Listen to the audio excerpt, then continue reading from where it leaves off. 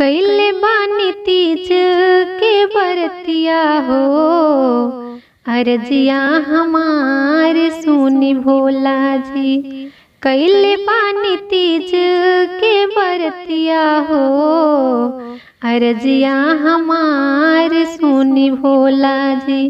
बार बार इहे बाबिनतिया हो, सजनवा के प्यार चाही भोला जी।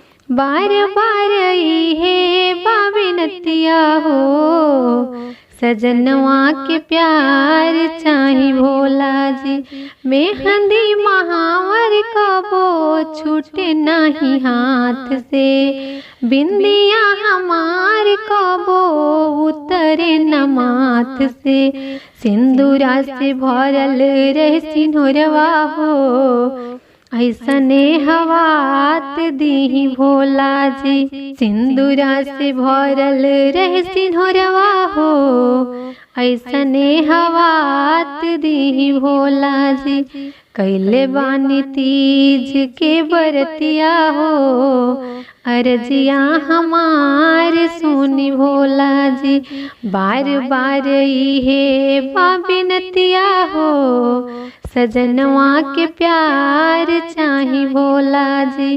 धागा कबो ढीला नहीं पड़े मंगलसूत्र के, सजना पे साया कबो पड़े नहीं दुख के। चमकत रहे मोर चुनरिया हो, ऐसन एहसान करी भोला जी। चमकत रहे मोर चुनरिया हो, ऐसन एहसान करी भोला जी।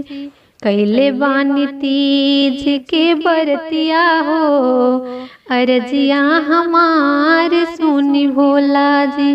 बार बार इहे बाबिनतिया हो, सजनवा के प्यार चाही भोला जी। सातो जन्म भी तो सजने के साथ में, चूड़िया लहठिया खनकत रहो हमरा हाथ में। भरत राही मांग में सिंदूरवा हो, ऐसन सौभाग्य दी भोला जी। भरत राही मांग में सिंदूरवा हो, ऐसन सौभाग्य दी भोला जी। कैले बानी तीज के बरतिया हो, अर्जिया हमार सुनी भोला जी। बार बार इहे बाबिनतिया हो, सजनवा के प्यार चाही भोला जी।